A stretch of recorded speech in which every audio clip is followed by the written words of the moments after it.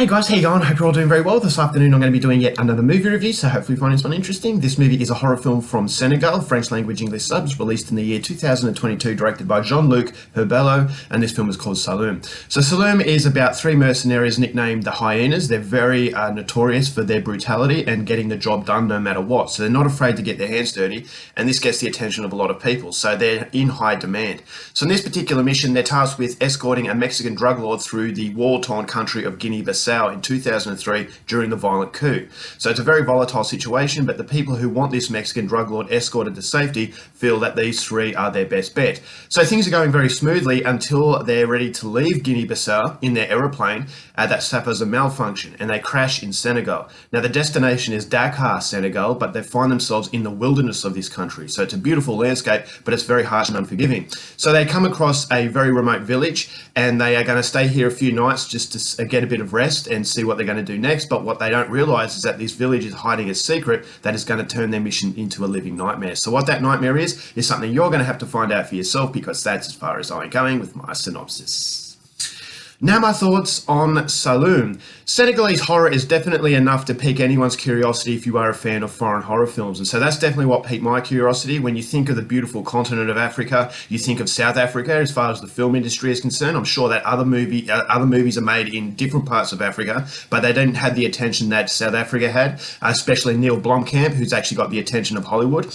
And so it's very limited to a very confined area of this continent. So coming into a Senegalese horror film with a French backing, I thought this was a recipe for success, but my expectations weren't so high. It was more my curiosity and excitement at actually experiencing something very new. And so this is definitely a very new film, and I wasn't quite sure what I was going to get. And after watching the movie, I will say that I got a very inconsistent movie in that it did have some really good positives, but unfortunately there was a glaring negative that really brought the film down. I don't feel as though there were certain sections of the movie that was as confident as the other, and so that was something that I didn't like, and that's something I'll go into a little bit later. But what I really liked about Saloum was the competency in the production. I thought this is a very good looking film, and it was obvious that it had a bit of money put behind it, and I thought that money was utilised fairly well. I thought the cinematography was very mystical, and that mystical cinematography really emulated what the Senegalese sort of myth was that this movie is depicting, and it uses that myth in a way that's a symbolization. So the movie has a double meaning. So it's definitely not a lazy horror film. It's a horror film that has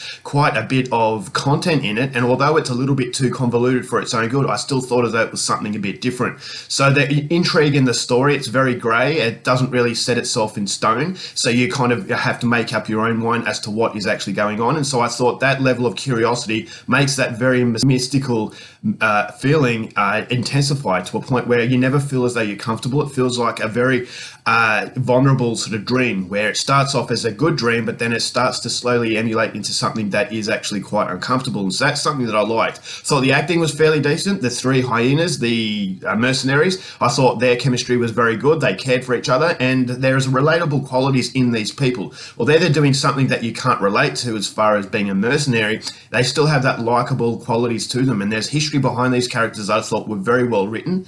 And so that was something, again, that really surprised me coming from a movie of this nature. It actually tries to hit you on a much more mature level, and so I never really wanted these mercenaries to get killed, so I always felt as though there was a fear factor there. So that was very good. And the movie doesn't go for very long. It's only about 80 minutes, so it's over before you know it. So it doesn't have a lot of time to focus on the glaring negatives, but unfortunately they are noticeable. And the biggest negative is in the horror set pieces. The horror is the movie's draw card, and the horror is by far the weakest element, and that is because it didn't really have any self-awareness as to how to freak an audience out. The majority of the horror set pieces take place during the day, and during the day there comes a level of safety because you know where the threat's coming from, you know what the threat is, and the threat didn't look very good in this movie. I thought as that was very weak. It just wasn't scary at all, and it would have been a lot better if the consistency in the interpretation was in the last half of the film, in that it could have been at night time. So you're drawing your own conclusion as to what this threat is. You can't see the threat, but you can hear the threat. And so that molds a creature inside your head that is far more terrifying than something that you can actually see. Because when you actually see something, you gain a sense of control.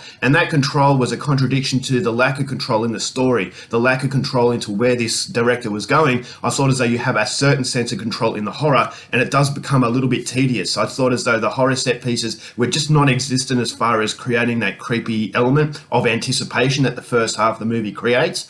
And so you always feel as though it's building up to something really good, but when you actually get the reveal, it feels very disappointing. And I thought as though the horror element to this movie, the lack of self-awareness prevents it from being anything rewarding. And so I thought as though this is a very ambitious film. It's a little bit convoluted in the story, but as I said, it's something a little bit different, and it's taking part in a myth that is in a different part of the world. So that does have a difference. It does have creativity, but unfortunately it just doesn't have the confidence in the movie's draw card to make it worth anything. So overall, for Saloum, going to give this one 2 stars. It's not a bad movie, but I couldn't help but feel it could have been a lot better. Alright guys, that's it for my review. Hope you enjoyed it. Till next time, keep watching movies, and I'll see you later. Bye.